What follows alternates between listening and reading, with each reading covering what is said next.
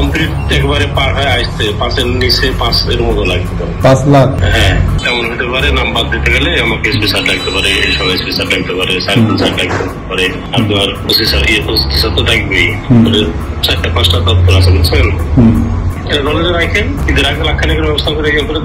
America প্রবাসী রাসেল হুসাইনের বিরুদ্ধে একটি মারামারির মামলা থেকে নাম প্রত্যাহারের কথা বলে রাসেলের ব্যবসা প্রতিষ্ঠানের ম্যানেজার গুলাম রাব্বির কাছে 5 লাখ টাকা ঘুষ দাবি করেছেন নাটোরের গুরুদাসপুর থানার এসআই আবু জাফর মৃধা। এ বিষয়ে পুলিশ সুপার বরাবর লিখিত অভিযোগ দিয়েছেন ভুক্তভোগীরা। ক্যামেরার সামনে কথা না বললেও দ্রুত প্রয়োজনীয় পদক্ষেপ নেবার আশ্বাস দিয়েছেন পুলিশ সুপার। নাটোরের গুরুদাসপুরের বাসিন্দা ব্যবসায়ী রাসেল হুসাইন দীর্ঘ 15 বছর ধরে আমেরিকা প্রবাসী।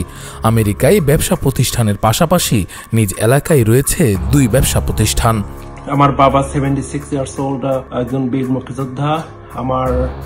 আমার দেশের 2টা বিজনেস আছে, একটা ইন দ্য টপ মাল, একটা রাশ আরবান স্টাইল। এটা হলো গুরুদাসপুর জাঁচকরে অবস্থিত এবং এই 2টা বিজনেস আপনার খোলার পরে বিভিন্ন প্রশাসনিক থেকে শুরু করে বিভিন্ন রাজনৈতিক ভাবে আমাকে বারবার চাঁদার জন্য আক্রমণ করে। তো রিসেন্টলি আমাদের জাঁচকরেই গুরুদাসপুরের জাঁচকর বাজারে একটা অসঙ্গতি বা গ্যাঞ্জামের সৃষ্টি হয়। সেখানে আমার রাশের একজন কর্মচারী মনে হয় প্রত্যক্ষদর্শী হিসাবে উপস্থিত ছিল।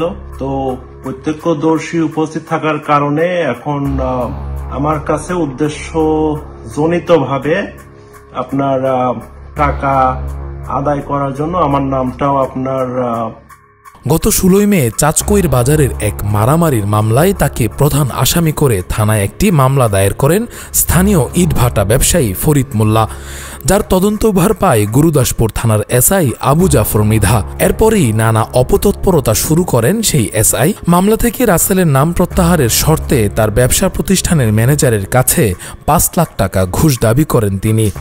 মোটামুটি আমি সারা কিছু একটা দেওয়ার জন্য চিন্তা ভাবনা করছিলাম। আমি সারা একটু ওরকম দিলাম তোর আগে স্যার বাইরে কথা বলছে, মোটামুটি কমপ্লিটলি মামলা থেকে বাদ হয়ে আসতে তার 5-এর নিচে চিন্তা ভাবনা করা যাবে না।